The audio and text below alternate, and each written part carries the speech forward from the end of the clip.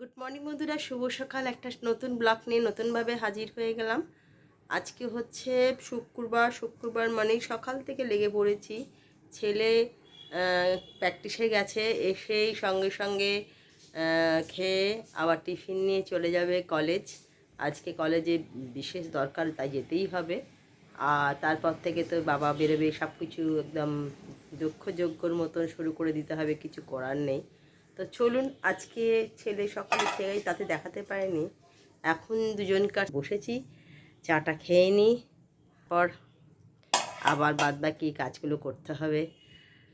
সংসার মানেই তো সব কিছু একসাথে নিজে হাতে করতে হয়। তো সকালবেলা তাই জন্য উঠে পড়েছি এবং লেগে পড়েছি।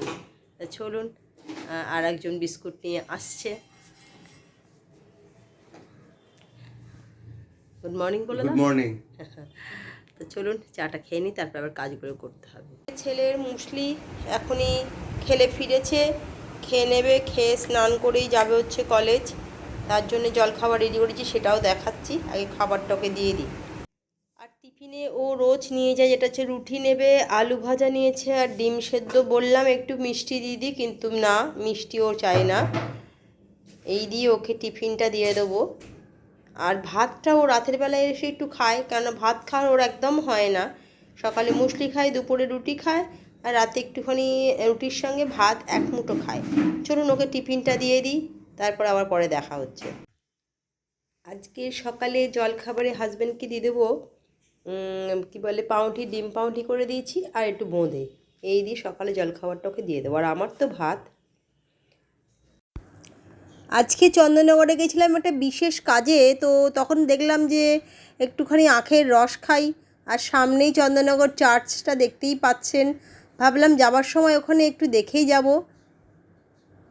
তো চার্চের সামনে চলে এসেছি, কিন্তু দুঃখের বিষয় চার্চটা বন্ধ ছিল।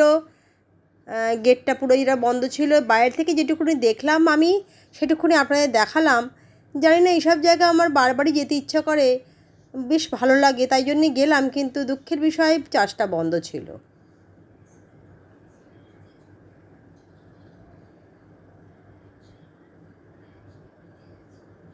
আজকে সকাল সকাল হাজব্যান্ড বেরোবে বলে সেরকম কিছু করতে পারিনি। বলে তুমি যেটুকু একটু অল্প করে কিছু করে দাও। তো আজকে অল্প করে কি, যেটা হচ্ছে ভাত করেছি আমার আর ওর মতন, আর হচ্ছে একটু চাটনি তো ছিলই, ওল ভাতে করেছি আর ডিমের কারি। এই দিয়ে আজকে আমাদের দুজনকার হয়ে যাবে, বেশি কিছু আর করি। তো চলুন এই দিয়ে ওকে খাবারটা দিয়ে দিই, পরে আবার দেখা হচ্ছে। চলে এলাম বন্ধুরা, আবার সন্ধেবেলা পড়াতে পড়ে গেছি। তো একটু চা করলাম, ছেলেটাও এসছে কলেজ থেকে, ওর বাবাও এসছে। তাই বলো কেমন কাটলো গরমটা? হ্যাঁ, আজকে সবার মুখে একটাই নেই যে প্রচণ্ড গরম। ট্রেনে বাসে খুব কষ্ট হয়েছে বাবু তার কেমন আজকে? ভেতরে গরম লাগছিল, এতটাই গরম। মেট্রোতে গরম লাগছিল না, ভিতর থেকে গরম থেকে এসছি বলে গরম লাগছে। মেট্রো ভেতরে গরম লাগছিল। মেট্রো এসি চলছিল না ভেতরটা সেরকম, মেট্রো স্টেশনে চলছিল। আচ্ছা, এসি মেট্রোর ভেতরে চলছিল না। ঠিক আছে, কিছু প্রবলেম ছিল। চা নিয়ে চলে এসেছি, তো চা খাওয়া হয়ে যাক, তারপর আবার সন্ধেবেলা আসবো। চলে এলাম বন্ধুরা সন্ধেবেলা, প্রত্যেক দিনকার গল্প করতে আসি।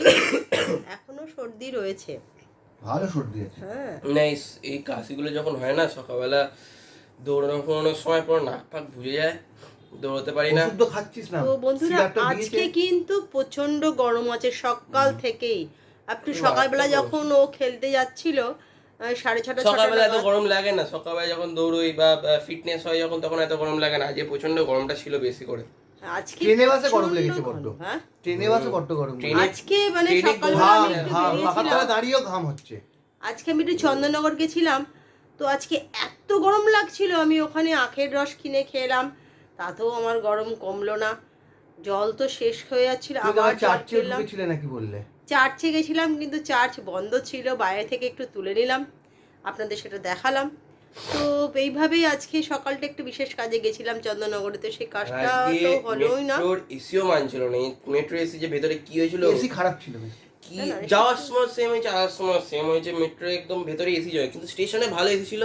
ওইটুকুনে ঘাম যা শোকালো, কিন্তু হাওড়া আজকে যে প্রবলেমটা ছিল বলো, আজকে কি ছিল? বাইরে কাজ ছিল তোমার আজকে? আজকে আমি তো আজকে অফিস যাই না, আজকে বাইরেই কাজ ছিল, সব বাইরে কাজ করতে করতে জল ফুরিয়ে গেছিল। সেই জলের দোকান আর পাই না, জল এত টেস্টটা পেয়েছিল, সেই লাস্টে একটা জলের দোকান, ছোট্ট খাট্ট একটা দোকান, সেখান থেকে জল কিনে খেয়ে তারপর শরীরটা ঠান্ডা হলো। না হলে আজকে ওয়েদারটা প্রচন্ড অন্যরকম ছিল, জল তো টানছিলই, তার এত সঙ্গে জল খাই না, আমার হ্যাঁ, কিন্তু আজকে প্রচুর জল এক লেগেছে। বোতল জল ওর ভালোই থাকে, স্টিলের বোতলে। নিয়ে আসি আমি ফিরিয়ে। তো আবার আজকে না, সেটা অফিস থেকে ভরে আনো, কিন্তু আজকে জল যাওয়ার আমার আগেই প্রচুর খাই। হ্যাঁ বাবুরও প্রচন্ড জল খায়, কিন্তু আমি জল আজকে প্রচুর খাই। আজকে যা এত গরমটা কেন পড়েছে আমি জানি না, পুরো মনে হচ্ছে চৈত্রের আবার তো চৈত্র বলছে মাসে যেমন নিম্নচাপ গরম। হচ্ছে, আস্তে আস্তে ঘনাচ্ছে, তো আবার ওইদিকে বৃষ্টি আসবে। ডিবিসি জল ছাড়াতে যা অবস্থা, কালকে তো দেখলাম। তো আজকে সকালেও পুরো বালি গেছিলাম খালে উপরে জল চলে এসছে রাস্তার উপর, হাওয়া আমাদের কি এখানে বালির দিকে কি চুচুড়াতে উত্তর যে পাড়ার দিকে। বকুলতলার ঘাটে তো সাধুরাতলার জল চলে ঘাট ডুবে এসেছিল, গেছে। সান্দেশ্বর তলার ঘাটে অনেকটা উঠতে উঠে গেছে, এবং সাধুরাতলার সবচেয়ে ঘাট না, ডুবে গেছে। জেলখানার সামনে তুলাপুটি ঘাট দিয়ে যখন আসছিলে বললে যে জল হ্যাঁ একদম আজকে চলে এসেছে। তোলাপুটি ঘাটটাও দিলাম, অনেকটা জল পড়ে আছে, তবে কালকের মতো নেই, কালকে প্রচণ্ড রাস্তায় জল চলে এসেছিলো, সেরকম নেই।